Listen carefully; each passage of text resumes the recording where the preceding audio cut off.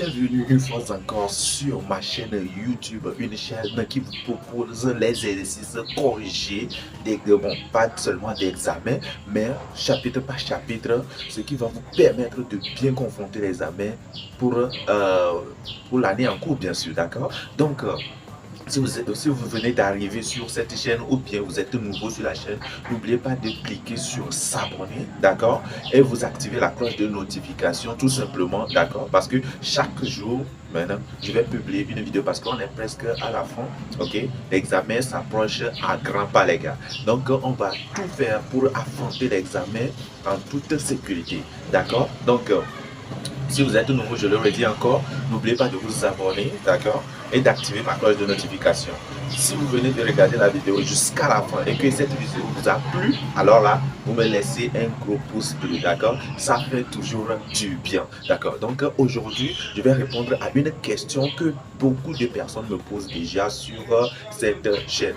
Comment traiter les intervalles et les inéquations?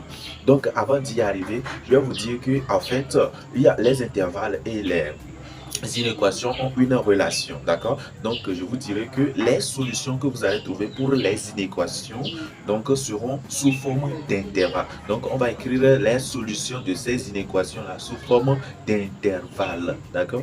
Donc avant tout, si vous comprenez bien les équations, j'espère que les inéquations là ne vont pas causer trop de soucis, ok? Donc très rapidement on va débuter. Donc vous voilà, voici. On dit inéquation et intervalle. On a utilisé les signes inférieur, supérieur, inférieur ou égal et supérieur ou égal. D'accord? Donc, c'est ces quatre signes-là que nous allons utiliser. Parce que les inéquations, dans les inéquations, c'est ces signes-là qu'on utilise chaque fois. Donc, quand vous voyez ces signes-là parmi les, les inéquations, d'accord? Ok? Il faut savoir que ce sont les inéquations qu'on vous demande de résoudre. D'accord? Maintenant, on dit résoudre dans R les inéquations suivantes. On dit I1, bon, inéquation 1, d'accord? On dit 2x plus 3 est supérieur à 0. Comment traiter ce genre de...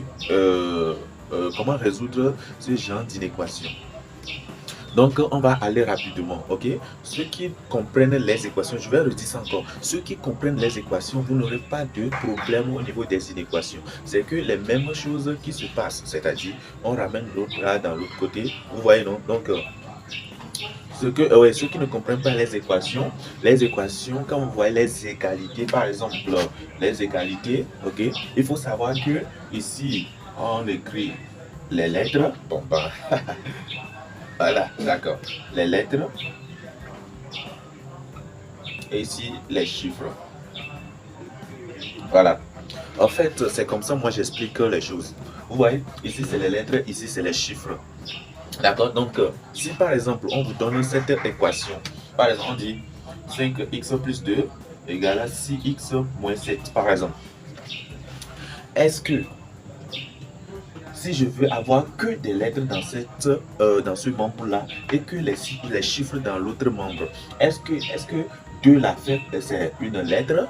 Non. Si vous voyez 5x là, 5x là, 5 porte une lettre. Ce sont des inconnus en fait, d'accord? Donc, si 5 porte x une lettre, il faut savoir que en même temps que tout ça là, ce sont des lettres, d'accord? Donc on laisse 5x au niveau des lettres et on ramène plus de là dans l'autre membre au niveau des chiffres, en fait, d'accord? Donc si nous voyons une lettre dans l'autre membre, on ramène ça au niveau des lettres, d'accord? C'est bon, c'est que on va faire ça comme ça là. D'accord? Ce sont des permutations, ok? On fait des permutations pour essayer de résoudre ça. D'accord? Donc, ce qu'on aura, c'est qu'on aura 5x dans ce membre. Lorsque, voilà, c'est plus 6x. Donc, lorsqu'on va ramener le 6x là dans son membre au niveau des lettres, ça deviendra moins 6x tout simplement. Ok? Et l'égalité est là. Ok? Le moins 7 est déjà là. Le moins 7 est déjà là. Donc, lorsqu'on va ramener le plus 2 de l'autre côté, ça deviendra moins 2 tout simplement. D'accord? Donc, c'est très simple comme ça. Donc, si on fait 5 moins 6, donc vous prenez votre calculatrice, vous mettez, vous écrivez ou bien vous tapez 5 moins 6. D'accord? Ça vous donnera moins 1 x. Donc, quand 5 moins 6, ça fait moins 1 x. D'accord? Donc, ça fera moins 9. D'accord? Moins 7 moins 2, ça fait moins 9. D'accord? Donc, x va donner tout simplement moins 9 sur moins 1. D'accord? Tout simplement. Donc, quand vous faites moins 9 divisé par moins 1, ça va vous donner plus 9 tout simplement. Et c'est la résolution de cette équation. Ça. Donc, quand vous savez résolver de cette façon, c'est à partir de là que nous allons étudier maintenant les inéquations. En fait, d'accord? Donc, très rapidement, on va y aller. Ok? On va aller très rapidement. Donc, quand nous voyons ici, voilà le signe plus grand que. Donc, qu'est-ce qu'on va faire? Il y a un chiffre ici. Le chiffre n'est pas dans son membre, ok? Le chiffre n'est pas dans son membre, donc on va ramener le chiffre là, ici tout simplement, ok? Donc ça fera 2x supérieur à moins 3, ok? À moins 3, ok? Donc, le x va être supérieur à moins 3 sur 2, tout simplement, ok? Pour essayer de résoudre ça, si on dit par exemple 2 fois combien va donner 6 par exemple, d'accord? Ok, vous allez me dire que ça fait 2 fois 3. Où est-ce que vous avez trouvé le 3 là? C'est en fait, quand vous utilisez le 2 et le 6, comment vous avez fait pour trouver le 3 là en utilisant que le 6 et le 2? Ou bien le 2 et le 6. C'est que vous avez divisé le 6 par 2. Ou bien, donc, pour trouver l'inconnu ici, on fait 6 divisé par 2 tout simplement. D'accord, d'accord. Donc, ça fait 2 fois x. Donc, l'inconnu là, on l'a remplacé par tout simplement x pour que on ne peut plus écrire quoi, le point d'interrogation. Donc, on remplace l'inconnu là par x tout simplement. D'accord? Donc, ici, pour trouver le x, on fait moins 3 sur 2 tout simplement. Ok? Donc, c'est cette solution-là que nous allons écrire sous forme d'intervalle. Ok? J'espère que vous comprenez un tout petit peu. D'accord? Donc, très rapidement, on va faire la solution, ça fera l'intervalle ouvert des deux côtés. D'accord? Donc, je vous dirai quoi faire si vous avez inférieur ou bien supérieur. Ça va donner intervalle ouvert des deux côtés. Ok? Donc, on a par exemple A, B. Ok? On a A et B tout simplement. Donc, si vous avez inférieur ou égal ou bien supérieur ou égal, donc il faut savoir que l'intervalle sera fermé des deux côtés en fait. Donc, A et B. Donc, faut pas oublier.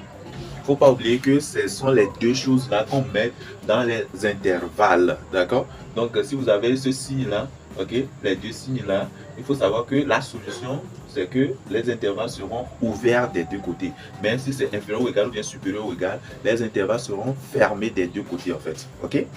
D'accord? Donc, dans cet exercice-là, l'intervalle là, ou bien le signe là est inférieur ou bien supérieur. D'accord? Donc, on ouvre des deux côtés. Ok, on ouvre des deux côtés, d'accord.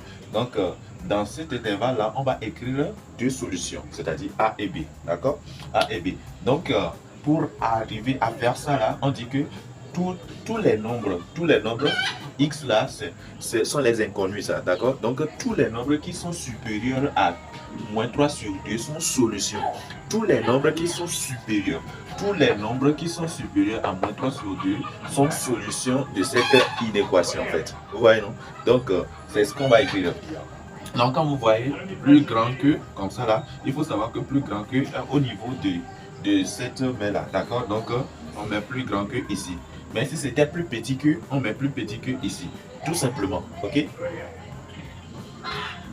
Donc, on met ça comme ça là et on fait la flèche tout simplement comme ça.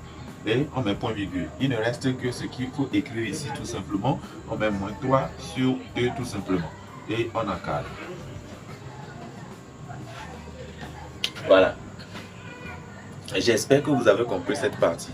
Donc, pour que la vidéo ne soit pas plus longue, ou bien pour que la vidéo ne soit pas longue que ça, on va essayer de continuer, d'accord? De continuer dans la partie 2. Dans la partie 2, d'accord? Donc, si vous avez aimé cette vidéo, n'oubliez pas de me donner toujours un pouce bleu, ça fait toujours l'affaire. On va continuer dans la partie 2 avec l'autre chose là. Voilà, le signe plus grand que, ou bien plus grand plus grand, ou bien supérieur ou égal, ou bien inférieur ou égal, ou bien supérieur tout simplement. Ok? Donc, merci beaucoup et bon visionnage. Restez concentrés, les examens s'approchent à grands pas, s'il vous plaît. Les examens s'approchent à grands pas, s'il vous plaît.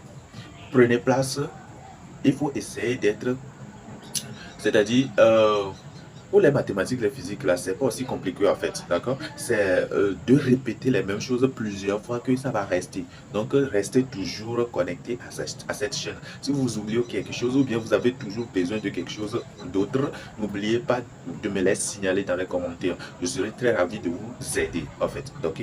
Donc, merci beaucoup et on se retrouve pour la partie 2, ok? On y va. Merci beaucoup et bon visionnage.